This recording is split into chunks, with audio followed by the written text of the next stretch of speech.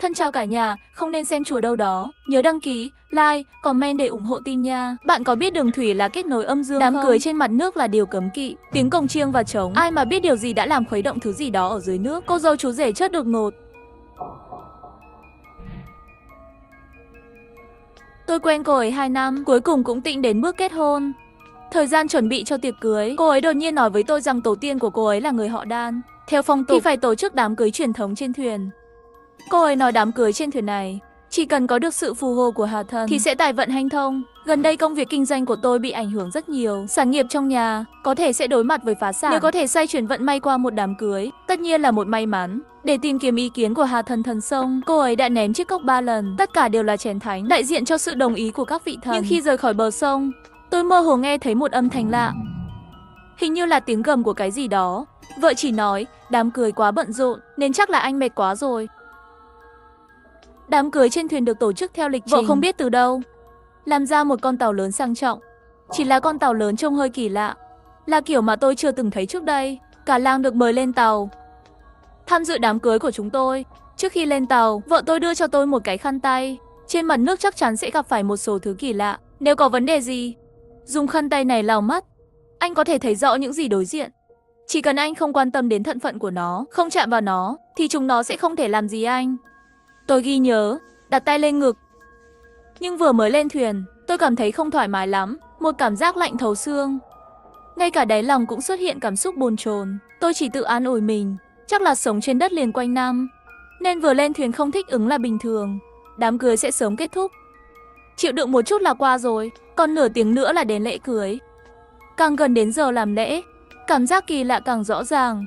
Cuối cùng khi đi ngang qua nhà bếp, tôi nghe thấy gì đó lạ trong bếp. Một âm thanh kỳ lạ. Nhưng khi đẩy cửa ra, chỉ có một cô đầu bếp xinh đẹp. Tôi cau mày nói, vừa rồi tôi nghe thấy tiếng động lạ. Chú nương lại cười nhìn tôi. Tiểu nữ đang chuẩn bị đồ ăn cho tiệc cưới tối nay. Nồi và chảo va chạm. Có một số âm thanh cũng là bình thường. Làm gì có chỗ nào âm thanh kỳ lạ chứ. Tiểu nữ sẽ làm động tác nhẹ nhàng hơn. Trong khi nói chuyện, cô đầu bếp xinh đẹp đó từ từ đi đến bên cạnh tôi, đưa tay chạm vào má tôi. Nhìn đôi mắt màu hồng kỳ lạ của cô ấy làm cho tôi có một cảm giác kỳ lạ. Tôi chỉ cảm thấy toàn thân mình nhẹ nhàng, như thể linh hồn bị bắt đi.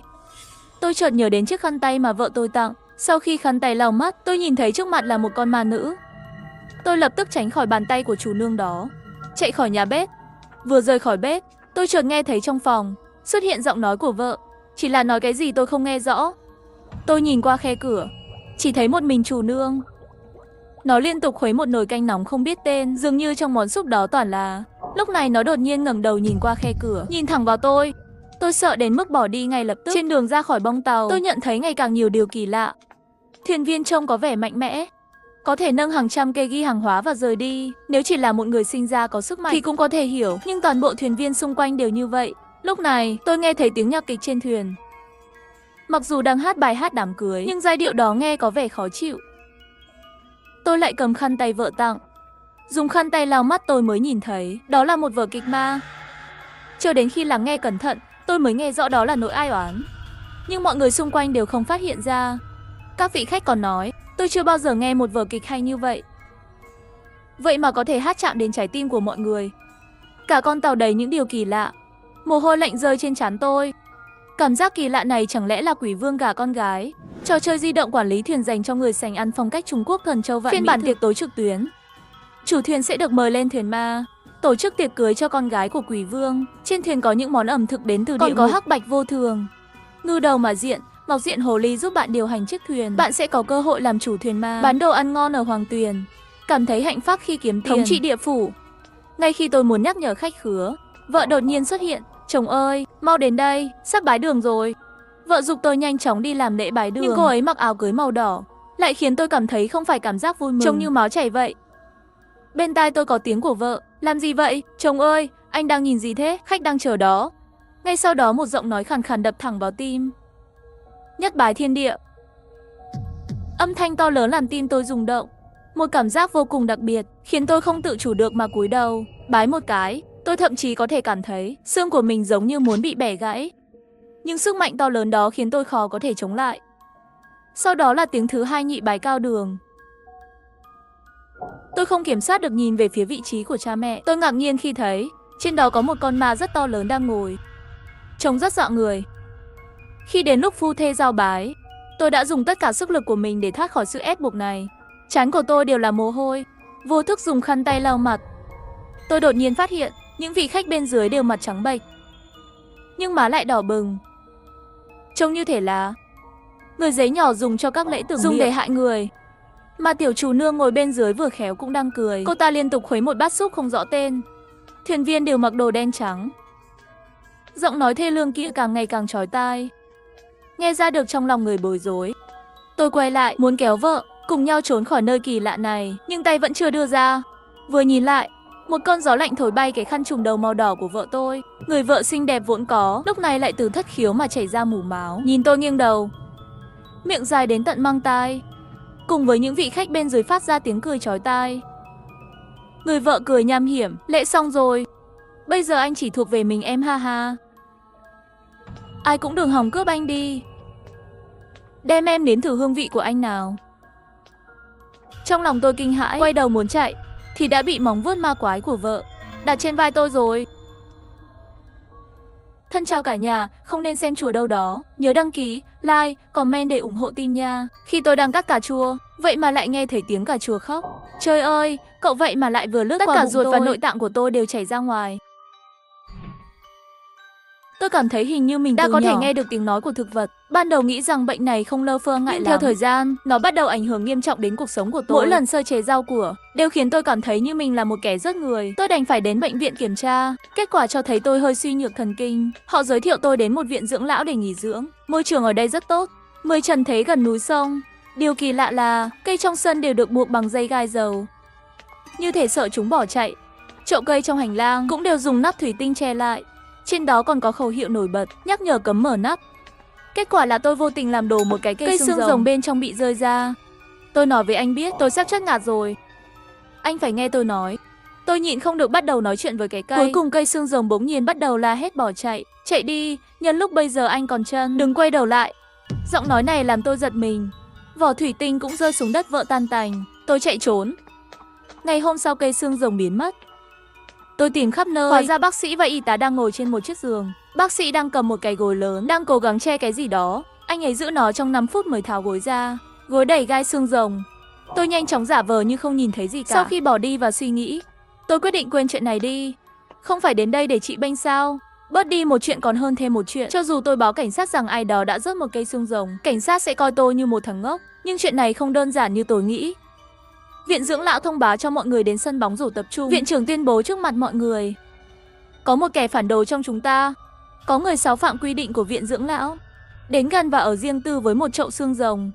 Đây là hành động phản bội tuyệt đối không thể chấp nhận được. Nếu ai đó có manh mối về kẻ phản bội, vui lòng tích cực báo cáo, chúng tôi sẽ cung cấp phần thưởng tiền mặt.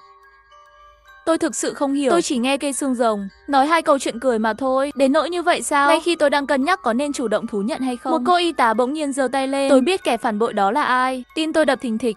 Y tá này tên là Ninh Tiểu Thuần. Tôi rất ấn tượng với cô ấy. Nếu muốn hỏi tại sao, có lẽ là vì cô ấy rất đẹp.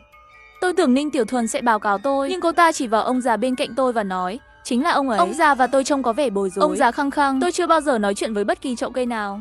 Nhưng không ai tin ông ấy. Nhân viên bảo vệ đã lập tức đưa ông lão rời đi. Từ đó không ai gặp lại ông ta nữa. Nhưng từ đó trong vườn của viện điều dưỡng lại có thêm một cây thông già. Hơn nữa cây thông già này còn đặc biệt kỳ lạ. Mỗi khi có y tá trẻ đi ngang qua, nó sẽ đơm họ bằng kim thông. Mặc dù sự cố về cây xương rồng đã kết thúc, nhưng tôi nhận ra viện dưỡng lão này cực kỳ kỳ lạ. Ví dụ, bạn bè của tôi đôi khi đến thăm cậu ấy hỏi tôi có phải y tá trưởng có bệnh gì không. Tôi hỏi anh ta có chuyện gì vậy. Anh ấy nói tôi vốn mang cho cậu một bó hoa. Kết quả bị cô ta đem đi thẩm vấn, đến tận nửa tiếng mới trả lại cho tôi. Lại ví dụ như tôi chưa từng thấy viện dưỡng lão này mua rau, một lần cũng không có. Nhưng trong nhà ăn luôn có rất nhiều rau quả, rất tươi, như thể nó vừa được thu hoạch từ mặt đất. Lại ví dụ như tôi phát hiện Ninh Tiểu Thuần luôn theo dõi tôi. Cô ấy luôn tìm đủ loại lý do để tiếp xúc với tôi. Cho dù tôi đổi phòng bệnh nào, cô ấy sẽ là y tá tuần tra của tôi. Và cô ấy gần như là người trong 24 giờ, không bao giờ nghỉ ngơi. Có một lần tôi không thể chịu nổi, nói với Ninh Tiểu Thuần, người đẹp cô có thể đừng nhìn tôi đi vệ sinh không? Cô có thích tôi à? Kết quả cô ấy lại lén nhét một tờ giấy vào tay tôi. Tôi mở ra xem, trên đó viết, đừng ăn dứa. Tôi thầm nghĩ, nhà ăn này cũng chưa từng phục vụ chắc dứa, là sẽ không có chuyện này. Kết quả đêm đó, nhà ăn thực sự phục vụ dứa tươi. Rất nhiều người xếp hàng chờ lấy. Tôi cũng rất muốn ăn, bởi vì trong bệnh viện, Hiếm khi được ăn đồ ngọt đàng hoàng. Chỉ cần nhìn thấy dứa là tôi đói rồi. Nhưng khi nghĩ đến tờ giấy đó, tôi đã cố kìm lại. Kết quả là tôi không chỉ không có dứa để ăn, còn phải đi khắp nơi nghe người ta nói hôm nay dứa ngon lắm. Tôi tìm Ninh Tiểu Thuần, hỏi cô ta vì sao không cho tôi ăn dứa. Cô ta nhét vào tay tôi một chiếc lá dứa, các cạnh cứng và sắc nét. Tôi quay lại phòng để suy đoán. Kết quả ngày hôm sau là biến mất. Thay thế vào đó là một sợi tóc được bôi keo. Một linh cảm đáng ngại ập đến. Tôi lập tức đóng gói tất cả hành lý chuẩn bị xuất viện. Tôi đã gửi yêu cầu xuất viện cho y tá trưởng. Kết quả được thông báo. Theo quy định của viện dưỡng lão, bệnh nhân không thể tự ý xuất viện, phải được bác sĩ chẩn đoán đồng ý mới được. Tất nhiên tôi không thể ngu ngốc đến gặp bác sĩ được. Tôi trực tiếp bắt đầu tìm kiếm trong viện dưỡng lão. Con đường tự do. May mắn, viện dưỡng lão này không phải là nhà tù hay bệnh viện. Biện pháp phòng ngừa rất đơn giản. Tôi có thể dễ dàng nhảy ra khỏi phòng vệ sinh tầng 2. Sau đó băng qua sân, trèo qua tường là được. Tôi sẽ thử kế hoạch này vào ban đêm. Nhưng vào buổi chiều, Ninh Tiểu Thuần lại chạy đến phòng tìm tôi. Cô ta nói muốn tôi giúp cô ấy trộm một thứ. Tôi đã từ chối cô ta mà không cần suy nghĩ. Cô ấy đột nhiên hỏi tôi, có phải định chạy trốn khỏi đây không? Tôi không nói gì cả, bởi vì tôi không biết liệu tôi có thể tin tưởng cô ấy không. Ninh Tiểu Thuần nhìn chằm chằm tôi một lúc. Nếu anh thật sự muốn chạy trốn, nhớ là ban đêm tuyệt đối không được đi qua dưới cây liễu. Chỉ có thể đi dưới cây ngô đồng. Tôi nhịn không được nhìn ra ngoài cửa sổ. Cây ngô đồng và cây liễu được trồng trên hai con đường. Bây giờ là cuối mùa thu, là cây ngô đồng mới bắt đầu rụng. Cây liễu đã trơ trọi từ lâu rồi, chắc là không có khả năng nhận nhầm. Tôi quyết định tin lời của Ninh Tiểu Thuần, đi đường cây ngô đồng. Sau khi đèn tắt vào ban đêm, tôi lẻn vào nhà vệ sinh, leo xuống cầu thang theo đường ống thoát nước. Viện dưỡng lão này không có bảo vệ và chó tuần tra vào ban đêm, cho nên tôi không sợ lắm. Tôi đặc biệt dùng đèn pin xác nhận cây bên đường. Trên đó treo những chiếc lá to bằng lòng bàn tay. Không vấn đề gì, là cây ngô đồng. Tôi bắt đầu di chuyển về phía bức tường. Đi được một lúc, theo như ấn tượng của tôi, sao nhìn có chút giống cây liễu vậy? Tôi nhìn lên, lúc này mới phát hiện đây căn bản không phải là cây ngô đồng mà là cây liễu. Chúng đang ở trên cành cây, che lấp hết lá cây để cải trang thành cây ngô đồng. Tôi đã bao giờ thấy chuyện quái lạ như vậy đâu. Sợ hãi nhanh chóng bỏ chạy. Có gì đó trong bóng tối đã làm tôi vấp ngã. Ngay sau đó một số cảm giác lành lạnh, giống như một đàn rắn hay cành cây bò lên cơ thể tôi, quấn tay chân của tôi, nắm lấy cổ tôi. Tôi bị kéo vào bóng tối.